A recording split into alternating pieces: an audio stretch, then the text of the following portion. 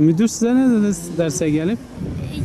Yarından itibaren, yani bugünden itibaren başa açık geleceksiniz okula. Siz ne söylediniz kendisine? Biz aslında başımızı açmayacağız Dedik ya müdüre söylemedik ama arkasından söyledik. Biz bu okula zaten başımız kapalı diye gelmiştik ama Evet. müdür izin vermiyor. ya İmam aslında hatipler zaten kapanmak içindir. Yani siz açılmayacağınızı müdüre söylediniz değil mi? Evet söyledik. Müdür size baskı yapıyor mu bu konuda? Evet yapıyor.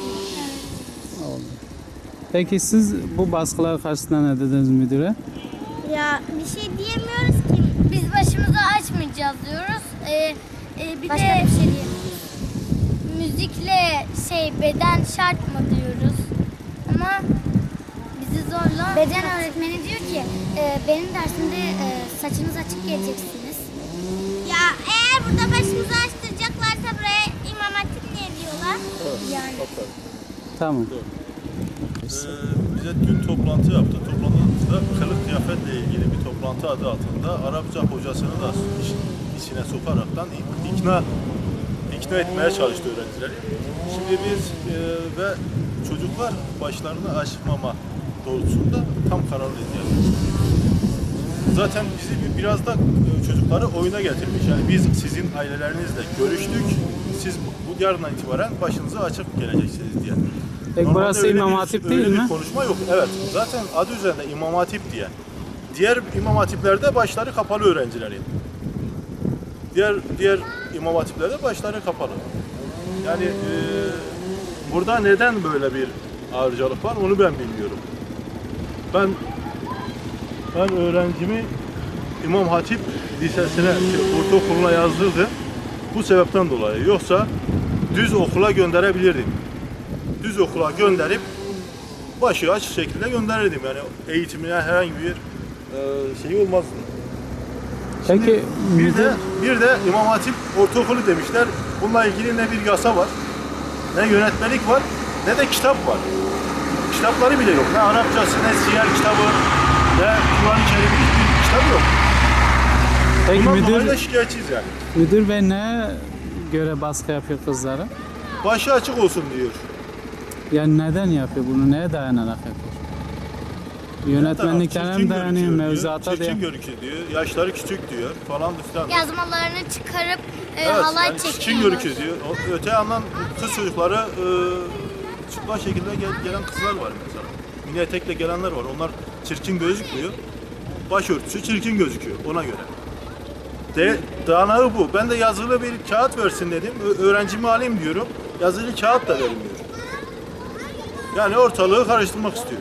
Namaz kılın diyor ama biz başımızı açtıktan sonra ne manası kalıyor? Peki bu konudan herhangi bir yetkiliye başvurdunuz mu?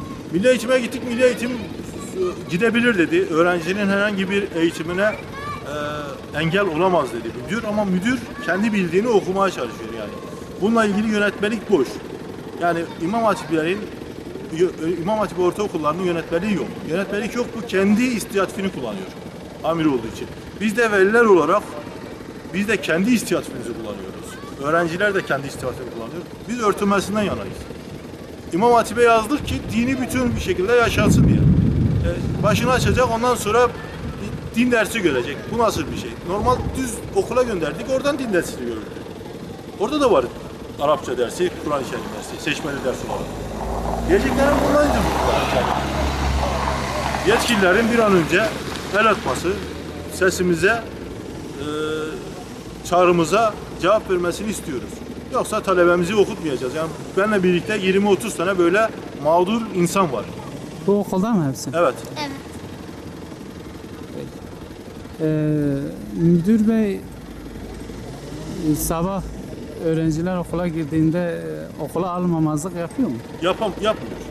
Yapmıyor ama psikolojik baskı yapıyor. Dün mesela kızım ağlayarak gelmiş. Ben bu okula gitmek istemiyorum diyor. Müdür ikide bir baskı yapıyor. Ya ben bu okuldan bıktım diyor. Bu müdürden bıktım diyor yani. Şimdi diğer fen lisesinde serbest. Oraya ben gideceğim diyor. Bu sefer onun servis sorunu var ve orada kayıtlar yok. Kayıtlar dolu. Hadi ben yaptım kızımı. Diğer 30 tane veli ne yapacak? 30-40 tane veli ne yapacak? Tüm Onlara da öğretmenlerin, yazık. tüm öğretmenlerin ve müdür yardımcılarının gözü hep başörtülerinde. Ters bakıyorlar. Derslerde fazla bize Sürekli soru sormayıp psikolojik, ilgilenmiyorlar. psikolojik baskı yapıyorlar. Sürekli takip ediyorlar. Bir açığını yakalamak istiyorlar. Bir tane kız öğrenci başını açmış diye, yani böyle bir açmış eline kazayla almış diye geneline bunu şey yapıyorlar. İşte el başını açtı diyor. Diğer öğretmenlerde de mi baskı yapılıyor? Evet. Müdür yardımcısı, diğer müdür yardımcısı, bir de Arapça hocası. Arapça hocaları da bunun içine dahil. Ve müdür. Yani bu çocuklara böyle bir psikolojik baskıdan sonra bu çocuklardan ne eğitim ya? Nasıl bir eğitim verecekler? Ben bu öğretmenlerin de vermiş olduğu eğitimi ben istemem yani. Şayet ben insan olarak ve İslami olarak baskı üzerine ben eğitim göremem yani. Ben söyleyeceklerim bundan ibaret yani.